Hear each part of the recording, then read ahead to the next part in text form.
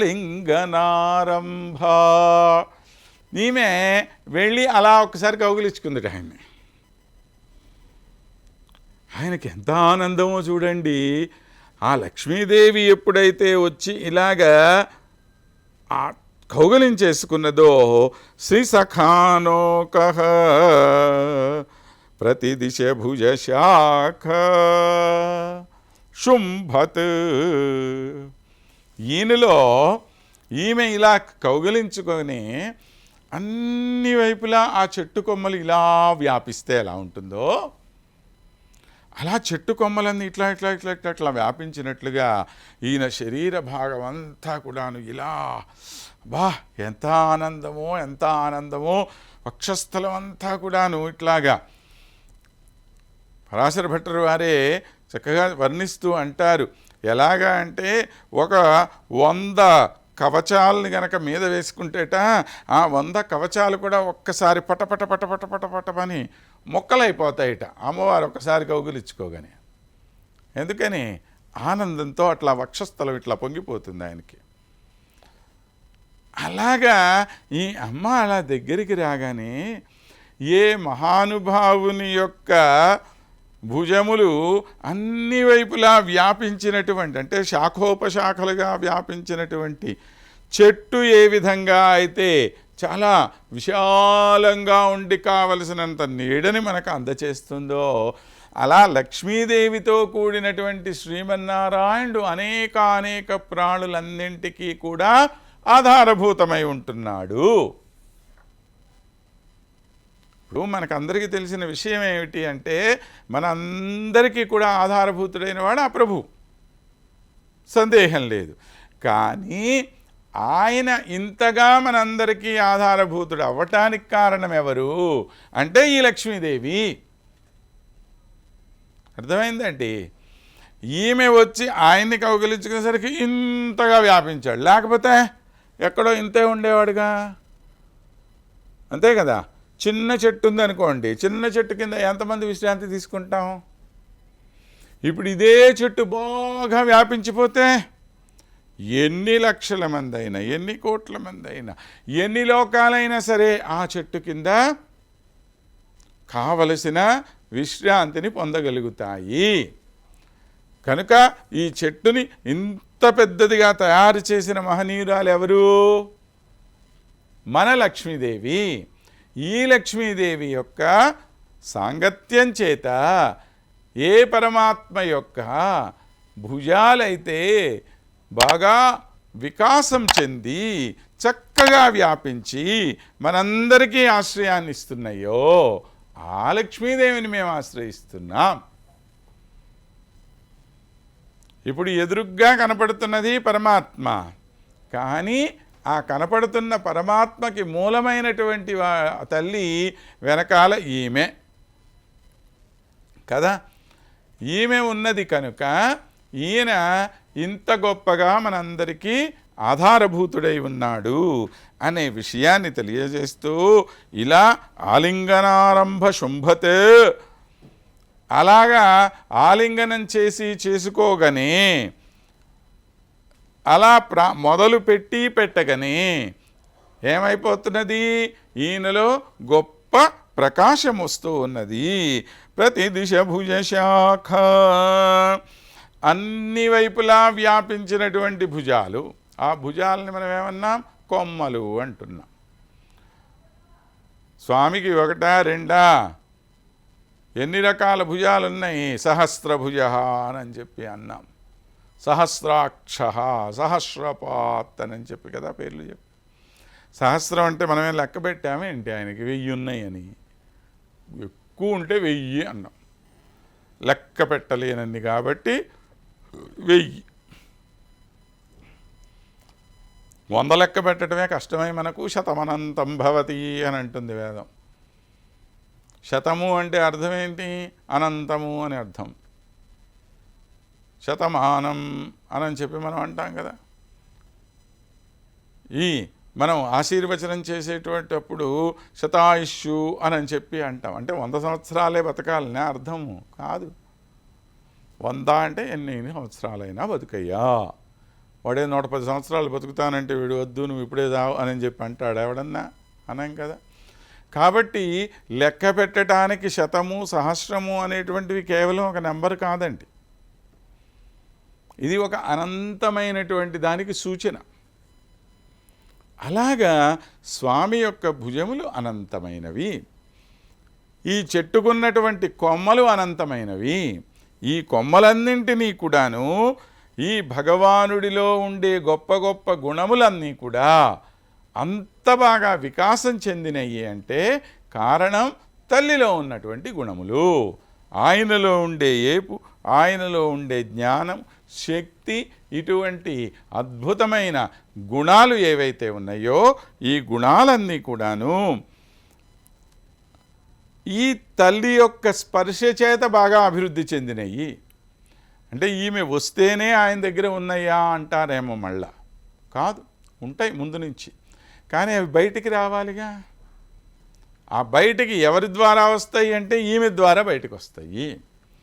కాబట్టి పరమాత్మలో ఉండే అద్భుతమైన గుణాలన్నీ కూడాను, ఆ సౌందర్యము కాంతి వంటి గుణములన్నీ కూడాను వెలుగొందటానికి కారణభూతురాలు ఎవరవుతున్నారు అంటే ఈ శ్రీదేవే అవుతూ ఉన్నది అని చెప్పి, దివ్యవల్యా ఇవ కల్పద్రుమ తస్యా నిత్యోపగ్రహ అని చెప్పి, ఈ స్వామి ఎలాంటివాడు అనంటే ఒక దివ్యమైన తీగ చేత చుట్టుకొనబడినటువంటి ఒక చెట్టు కొమ్మలాగా ఉండేటువంటి వారు అని చెప్పి మన భట్టరు వారే విష్ణు సహస్రనామ వ్యాఖ్యలో వారి గురించి రాస్తారు. స్తనగుళుచ్చ నయనస్పార పుష్పద్విరేఫా, స్తనగుళుచ్చ అన్నారు అంటే పూల యొక్క గుత్తులు. అలాంటి వక్షస్థలంతో ఈ స్వామిని ఇలా కౌగిలించుకున్నది తల్లి. అంటే లేప్రాయాన్ని తెలియచేసేటువంటిది. ఈ అందాన్ని గొప్పదిగా చెప్పాలి అనంటే ముదిరిపోయిన అందం గొప్పగా ఉంటుందా, లేతగా ఉండే అందం గొప్పదిగా ఉంటుందా అంటే లేతగా ఉండే అందమే గొప్ప.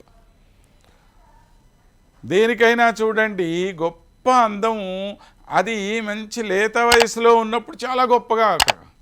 ఓ చిన్న లేగదూడు ఉందనుకోండి ఎంత ముద్దుగా ఉంటుంది. చిన్న పిల్లవాడున్నాడు ఎంత చక్కగా ఉంటాడు. ఓ చిన్న చిగురుటాకు ఉంది చూడండి, ఆ చిగురుటాకును చూస్తూ అసలు ఎంత ముచ్చటగా ఉంటుంది. ఇలా లేప్రాయంలో ఉండేటువంటి అందం ఒక అద్భుతమైన అందం.